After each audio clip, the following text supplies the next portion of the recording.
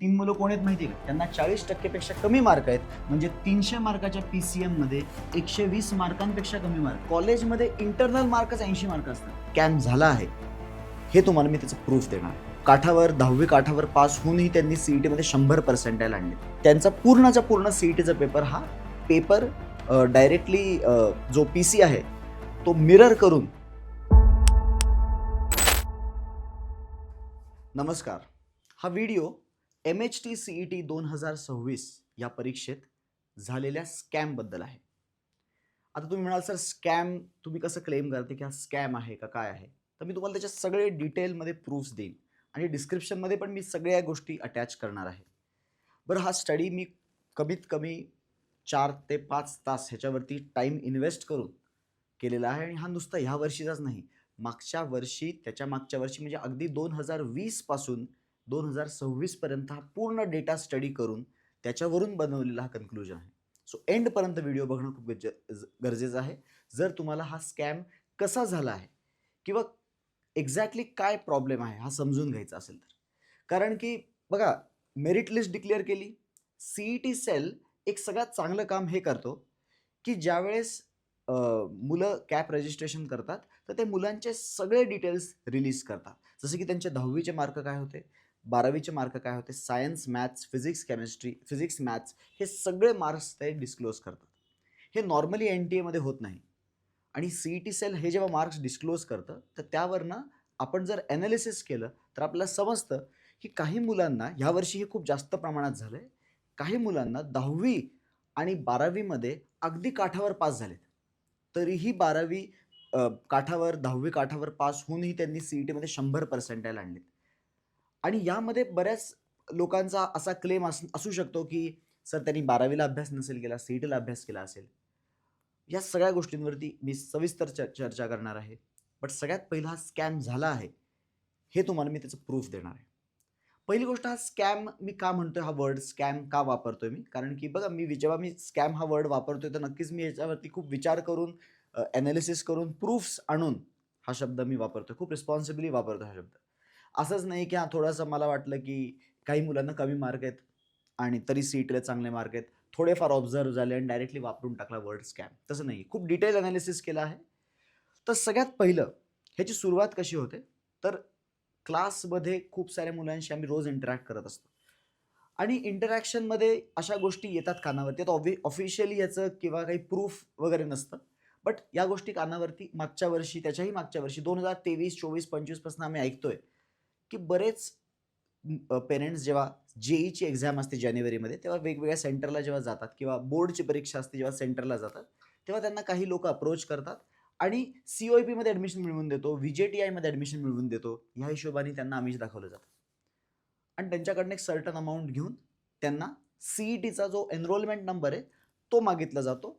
CETचा जो enrolment number आहे, त्यांचं सेंटर कुठे आहे, हे सगळं मॅनेज करून असं म्हटलं जातं की येस, त्यांचा पूर्णचा पूर्ण CETचा पेपर हा पेपर डायरेक्टली जो PC आहे तो मिरर करून सॉल्व्ह करण्यात येतो असं म्हटलं जातं. ह्याचा ऑफिशियल प्रूफ नाही आहे.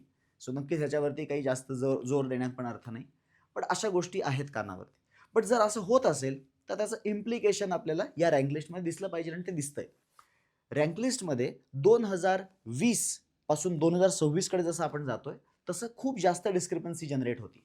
मी तुम्हाला थोडंसं बॅकग्राऊंड सांगतो. CET ही परीक्षा 2005 पासून इंजिनिअरिंगसाठी महाराष्ट्र कंडक्ट करत आहे. 2019 मध्ये फर्स्ट इयर असं होतं की जेव्हा CET ऑफलाईनवरनं ऑनलाईनमध्ये गेली. ऑफलाईन जेव्हा होती तेव्हा असे काही पेपर लीक होत होते का, तर त्याच्यात मला पडायचं नाही, होत असतील नसतील काही माहीत नाही मला. बट 2019 पासून जेव्हा ऑनलाईन झाली, 2019 मध्ये पहिलं तर CET सेलनीच काही घोळ घातलेला. तो असा होता की त्यांनी PCM, PCBचं प्रॉपर सॉर्टिंग नव्हतं केलं मुलांचं. बट अगेन त्याच्यात मला जायचं नाहीये. 2020, 2021 आणि 2019 पासून 26 हे CET सेलचं ऑलमोस्ट असं पकडा 7वं वर्ष होतं CET सेलचं CET कंडक्ट करण्याचं, MHT CET. आणि या वर्षांमध्ये जर मी पहिल्या 1000 मुलांवर फक्त फोकस केला ना, प्रत्येक वर्षाच्या 1000 मुलांवरती, तर 1000 मुलांमध्ये मला एक डिस्क्रिपन्सी दिसतीये. जसं जसं आपण 2026 कडे आलोय, ते काय डिस्क्रिपन्सी बघूयात. एकदम डिटेलमध्ये समजून घेऊया. टॉप 1000 मुलंच फोकस करतोय मी. बघा, COEP, VJTIचं जे आमिष दाखवलं जातं, हे कॉलेज आम्ही तुम्हाला देऊ, एवढे लाख भरा. नॉर्मल कॉलेजचं कशाला देईल? नॉर्मल कॉलेजला तेच डोनेशन भरतील parents. So obviously COEP VGT आहे का? कारण की तिथे डोनेशनच्या सीट्स नाही आहेत. सो तिथेच ॲडमिशनसाठी तुम्हाला दाखवलं जातं की हा इथं तुम्हाला ॲडमिशन घेऊन देऊ, एवढे एवढे पैसे द्या, कारण की तिथे डोनेशन नाही. मग तिथे असा स्कॅम करून तुम्ही जाऊ शकता. आणि त्या कॉलेजला मिळवायला तुम्हाला पहिल्या 1000मध्ये यावं लागतं. COEPचं CS, VJTIचं CSला तर पहिल्या 100, 200, 300मध्ये यावं लागणार आहे. पण मी 1000चा डेटा काढलाय. पहिल्या 1000 मुलांमध्ये जेव्हा 2020 मध्ये परीक्षा झाली, हे खूप नॉर्मल वाटेल तुम्हाला 2020 मध्ये परीक्षा झाली, तर त्यांच्यामध्ये 12वी बोर्डाला PCM मध्ये मार्क मिळणारी मुलं पहिल्या 1000 मध्ये अशी किती मुलं असतील की ज्यांना 70% पेक्षा कमी मार्क असतील? फक्त 1.6 म्हणजे 16 मुलं अशी होती. आणि मी म्हणतो ही 16 मुलं खरंच जेन्युइन असतील की त्यांनी 12वीचा अभ्यासच नसेल केला नीट, पूर्ण JEE फोकस केला असेल, CET फोकस केला असेल, म्हणून त्यांना 70% पेक्षा कमी पडले. किती पडले असतील? 65 पडले असतील, 66 पडले असतील. 60% वरती खाली होतं का सर कोणी? होते की 0.4%. म्हणजे 1000मध्ये 4 मुलं अशी होती की ज्यांना 60च्या कमी मार्क पडले. जेन्युइन असतील. काय प्रॉब्लेम आहे? एक्झामच्या दिवशी तब्येत खराब झाली असेल, बोर्डाचा अभ्यास केलाच नसेल, फक्त CET फोकस केला असेल, असू शकतात अशी 16-15 मुलं पहिल्या 1000मध्ये. 50च्या खाली एक पण नव्हता, 40च्या खाली एक पण नव्हता. हे होतं 2020चं. माझ्याप्रमाणे हा जो एकदम क्लीन एक्झाम झालेलं वर्ष आहे 2020चं. 2020ची एक्झाम जी झालेली ती ऑक्टोबरमध्ये झालेली, कोविड होता म्हणून. बोर्ड एक्झाम एकदम व्यवस्थित झाली. HSC बोर्ड एक्झाम एकदम व्यवस्थित झाली. आणि हे HSCचे मार्क आहेत पहिल्या 1000 मुलांचे. आता आपण जाऊयात 21, 22, 23, 24. तुम्ही बघा ट्रेंड. 80% किंवा त्याच्यापेक्षा कमी मार्क मिळालेली मुलांचा पर्सेंटेज पुढे जसं जाऊ आपण, हा इथे ऑलमोस्ट सेम राहतोय, बट पुढे पुढे हा वाढत जातोय. ते सोडा, चला 80%च्या खाली मी कन्सिडर करतो की कधी कधी PCMचे पेपर थोडे टफ येतात 12वी बोर्डाचे, ओके. बट जे इथे 60%च्या खाली मुलं आहेत ना, जे 60%च्या खाली फक्त 4 मुलं होती, ती ह्या वर्षी 71 मुलं आहेत. 7.1% ऑफ 1071. 71 मुलं अशी आहेत ह्या वर्षी की ज्यांना 60% पेक्षा कमी मार्क आहेत, जे की 4 जेन्युइन असू शकतात. मी बघतो की 71 मधले 11 मुलं जेन्युइन असतील, चला 60 मुलं इथेच सापडत आहेत. जर तुम्ही 70%च्या बिलोचा विचार कराल तर तो काउंट इथे ऑलमोस्ट 128 आहे. आणि 80%च्या खालीचा विचार कराल तर इथे तो जो काउंट होता ना 87 स्टुडंट्स, तो 87 वाढून जातोय, इथे होतं 237. म्हणजे हा जो ट्रेंड आहे हा इन्क्रीजिंग आहे, तर क्लिअर इंडिकेशन आहे. बरं 3 मुलं तर एकदम लेजेंड्स आहेत. 3 मुलं जे आहेत त्या मुलांना 12वी बोर्डाला 40% पेक्षा कमी. आता ज्यांना CETची जास्त माहिती नसेल त्यांना हा डाऊट येऊ शकतो, सर 2 वेगळ्या परीक्षा आहेत, याच एकाचाच अभ्यास केलाय म्हणून याच्यात कमी आहेत. बट जे कोणी तुम्ही ऐकताय तुम्हाला जर माहित नसेल तर मी सांगतो, CET परीक्षा ही 12वी बोर्डाच्याच सिलेबसवर बेस्ड एक्झाम आहे. 12वी बोर्डाचे ॲज इट इज जर नीट गोष्टी जरी केल्या तरी CET मध्ये चांगले मार्क पडतात. आणि CET चांगलं केलं तर 12वी बोर्डाला चांगले मार्क पडतात म्हणजे पडतात. किती मार्क पडले त्यांना? 40% पेक्षा कमी. सांगतो तुम्हाला हे 3 मुलं कोण आहेत माहिती आहे का? त्यांना 40% पेक्षा कमी मार्क आहेत. म्हणजे 300 मार्काच्या PCM मध्ये 120 मार्कांपेक्षा कमी मार्क आहेत. कॉलेजमध्ये इंटरनल मार्कच 80 मार्क असतात. फिजिक्सला 30, केमिस्ट्रीला 30, मॅथ्सला 30. म्हणजे त्या मुलांना 40 मार्क पण आणता नाही आलेत. अशा मुलांनी CET मध्ये पहिल्या 1000 मध्ये आहेत बरं का ते. पहिल्या 1000 मध्ये म्हणजे 99.99 पॉईंट, हे खूप हायर रेंजमध्ये आहेत. 99.6, 99.7, 99.8 या रेंजमध्ये. 99.8च्या वरती असतील, 99.75च्या वरती असतील. ही 3 मुलं आहेत. इथे 26 मुलं आहेत अशी 71. म्हणजे हा पूर्ण जो रिजन आहे 230, 240 मुलं जी आहेत नाही, जी की जेन्युइनली किती पाहिजे होती? 50-60 मुलं पाहिजे होती. ती 50, 60, 70 मुलं, इथे 80 मुलं होती. इथे 80%च्या खाली 87 स्टुडंट्स होती. तो काउंट डायरेक्टली ट्रिपल झालाय, ट्रिपल.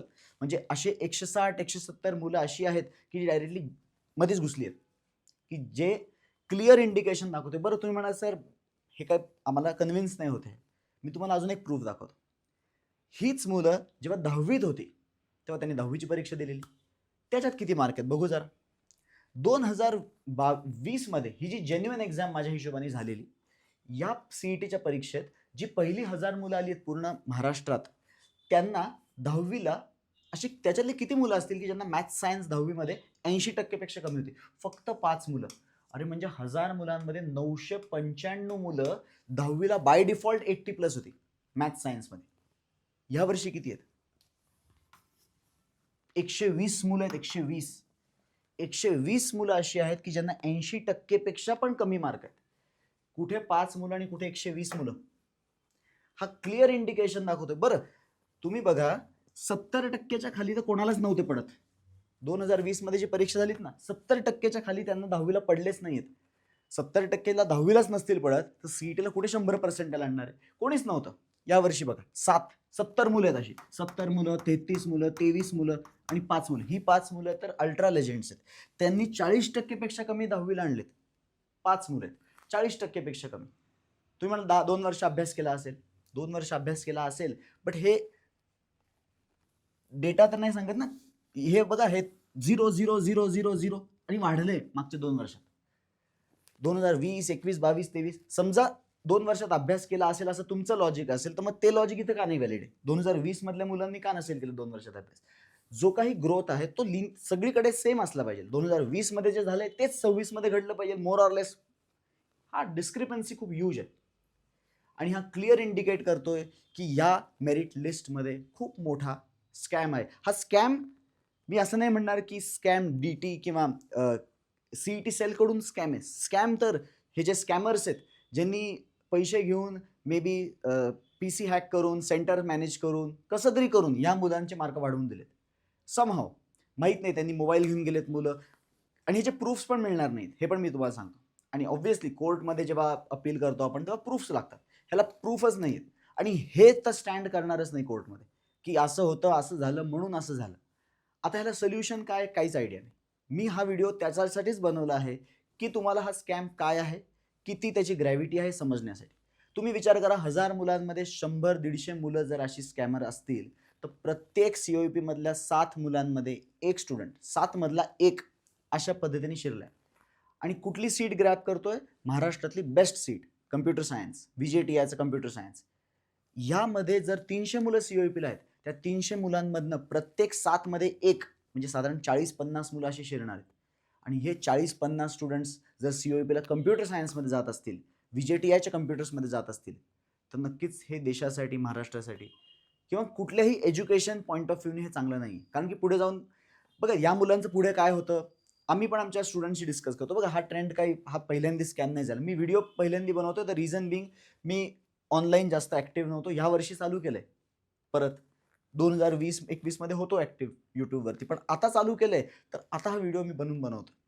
आणि आम्ही ऑफलाईनमध्ये ऑब्झर्व करत असतो या गोष्टी आणि मुलांशी पण डिस्कस करतो जे सीओईपीला आता आहेत ते पण त्यांचं पण हेच म्हणणं असतं की जे असे मार्कांनी आले कारण की मुलांना सगळ्या मुलांची नावं दिसतात ना की कोण असे 40% वालं 99.9 आहे तर त्या मुलांना सीओईपी मध्ये गेल्यावरती काय मार्क पडतात किती वायडी लागतात किती सब्जेक्ट बॅक राहतात इयर डाऊन होतात मग काय करतात हे सगळं मुलांना माहिती असतं.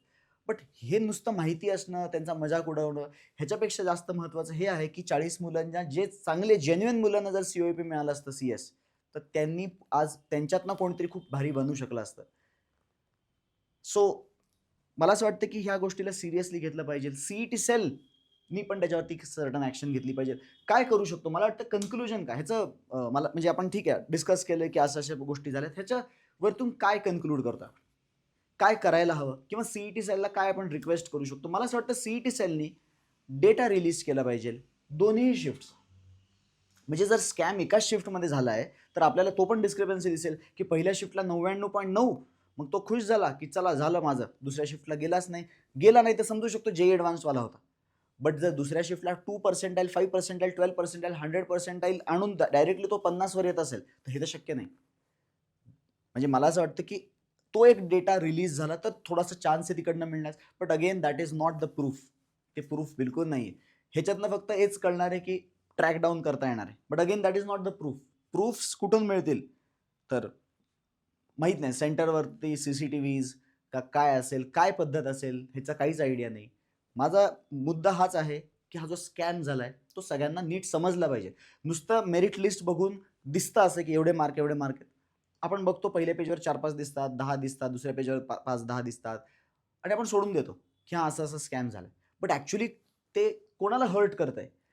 बरं हे जर तुम्ही खाली जाल ना 99 मी तर फक्त पहिल्या 1000चे काढलेत अजून खाली जाल तर अजून खूप सापडणार आहेत. 95-96% स्कॅमर नाही सापडणार. आणखी 95-96 पैसे देऊन जर मिळत असतील तर त्यापेक्षा डोनेशन बनून कॉलेज घेईल लिगली. जे इन्स्टिट्यूट लेवल राऊंड असतात त्याच्या थ्रू पैसे भरून आपण डायरेक्टली घेऊ शकतो सीट. सो स्कॅम जो होतो ना तो त्याच कॉलेजसाठी होईल ना जिथे ॲडमिशन पैसे देऊन होतच नाही. नीटमध्ये स्कॅम का झाला? कारण की पैसे भरून तुम्ही टॉप कॉलेजला डॉक्टर बनूच शकत नाही. There is no donation over there. हां, प्रायव्हेटमध्ये करू शकतो, गव्हर्नमेंटमध्ये कुठे? सो त्यासाठी डायरेक्टली मग पेपरचाच सीन झाला. इथं पण तेच आहे. इथे फक्त पेपर ऑनलाईनमध्ये घेतल्यामुळे स्कॅम कमी नाही झाला. उलटं ऑनलाईनमध्ये हा लपून गेलाय. कारण की पेपर लीक करायची गरजच नाही. डायरेक्टली पीसीच कॉम्प्रोमाइज होतोय. सेंटरच कॉम्प्रोमाइज होतंय. हे जे कोणी आहेत या मुलांचे सेंटर्स काय होते, ह्या सगळ्या डिटेल्स जर सीईटी सेलनी इंटरनली जरी व्हेरीफाय केल्या, पब्लिश केल्या, तर मे बी त्याच्यावरती काहीतरी गोष्टी मिळू शकतात. बट मला असं वाटतं की हा व्हिडिओ तुम्ही जास्तीत जास्त लोकांपर्यंत पोहोचवला पाहिजे. आणि ह्या टॉपिकवरती मी तर एक्सपेक्ट करतो किंवा मी रिक्वेस्ट करतो महाराष्ट्रातल्या सर्व टीचर्सना, जे कोणी यूट्यूबवरती आज प्लॅटफॉर्मवरती फ्रीली एज्युकेशन देत आहेत मुलांसाठी, त्यांना मी रिक्वेस्ट करतो की तुम्ही ह्याच्यावरती नक्की व्हिडिओ बनवला पाहिजे. सो दॅट आता माझं चॅनल तर छोटं आहे, त्यामुळे त्याचा रीच किती राहील किती नाही माहीत नाही. बट मोठे मोठे चॅनल्सवाले आहेत. लास्ट इयर पण हा स्कॅम झालेला. लास्ट इयर पण दिनेश सरांनी याच्यावरती कोर्टमध्ये जाऊन ऑलमोस्ट अपील वगैरे केलेली. मला जास्त डिटेल्स माहीत नाहीत. असंच ज्यांच्याकडे रीच आहे, ज्यांच्याकडे ओळख आहे, त्यांनी जाऊन लीगल वे घेतला पाहिजे, नाही घेतला पाहिजे त्याच्यावरती माझा काही ओपिनियन नाही आहे. कारण की लीगल वे तर तेव्हा घेतला पाहिजे प्रूफ्स असतील तर.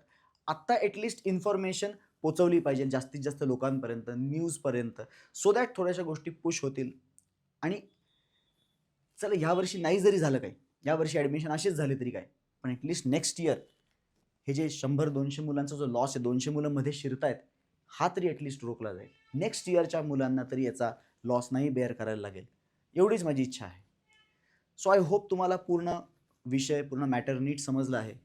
आणि अजून याच्यावरती मी छोट्या छोट्या गोष्टी अजून ॲड करत राहीन पुढे जाऊन, कारण की याच्यावरती काम तर चालू आहे. बघा, मी डिटेलमध्ये तुम्हाला 2020, 21, 22, 23, 24, 25, 26 सगळ्या मेरिट लिस्ट डिटेल डिस्क्रिप्शनमध्ये लावले. तुम्ही त्याचा यूज करा, त्याच्यावरती तुम्ही व्हिडिओज बनवा, जे कोणी टीचर्स बघत असतील. आणि मी पूर्ण रिपोर्ट पण बनवला आहे, तो रिपोर्ट पण अटॅच केला आहे. सो आय होप तुम्हाला हा व्हिडिओ आवडला असेल आणि इन्फॉर्मेटिव्ह वाटला असेल. तुम्ही हा नक्की शेअर करा तुमच्या कॉन्टॅक्ट्समध्ये, जे कोणाचे कॉन्टॅक्ट्स अजून पुढे या गोष्टी पसरवू शकतील त्यांच्यापर्यंत. धन्यवाद.